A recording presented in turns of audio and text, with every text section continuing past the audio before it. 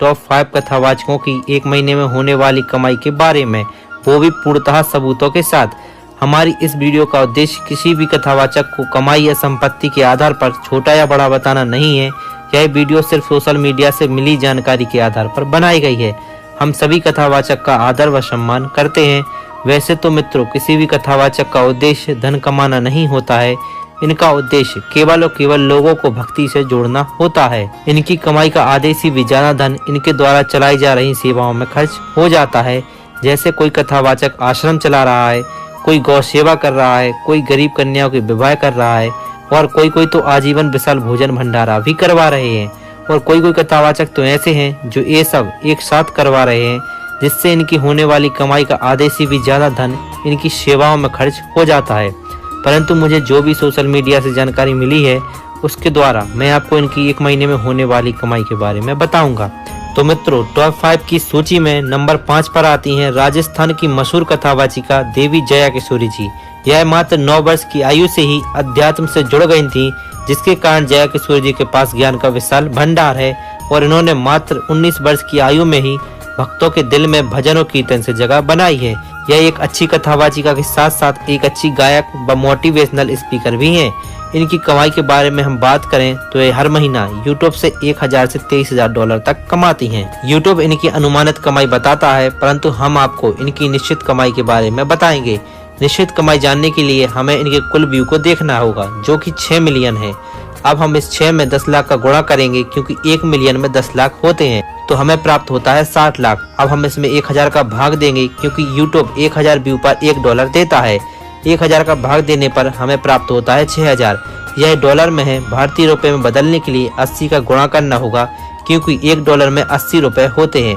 अब हमें प्राप्त होता है 4,80,000। यही इनकी एक महीने की यूट्यूब से कमाई है।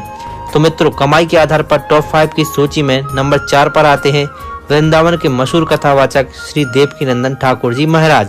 इन्होंने मात्र 13 वर्ष की आयु में भागवत पुराण को कंठस्थ कर लिया था और इनको 2015 में यूपी रत्न से विभूषित भी किया गया है। इनको बागेश्वर धाम सरकार यानी पंडित धीरेन्द्र कृष्ण शास्त्री जी का बड़ा भाई भी कहा जाता है। इनकी यूट्यूब से एक महीने में होने वाली कमाई के बारे में बात करें तो यह हर महीना यूट्यूब से 3,000 से 55,000 डॉलर तक कमाते हैं। अगर हम इनकी निश्चित कमाई के बारे में बात करें तो पूर्व की तरह गुणा भाग करने पर हमें 11 लाख रुपए प्राप्त होते हैं और यही इनकी यूट्यूब से एक महीने में होने वाली कमाई है। तो मित्रों, टॉप 5 की सूची में नंबर 3 पर आते हैं सीहोर मध्य प्रदेश के रहने वाले बेहद मशहूर शिव पुराण कथावाचक पंडित प्रदीप मिश्रा जी सीहोर वाले। इनका उपनाम रघुराम है। इन्होंने पढ़ाई में स्नातक पास किया है और इनकी कथा में बताए गए उपायों करके लोगों को बेहद फायदा हो रहा है, जिसके कारण भक्त दिन प्रतिदिन बढ़ते जा रहे हैं।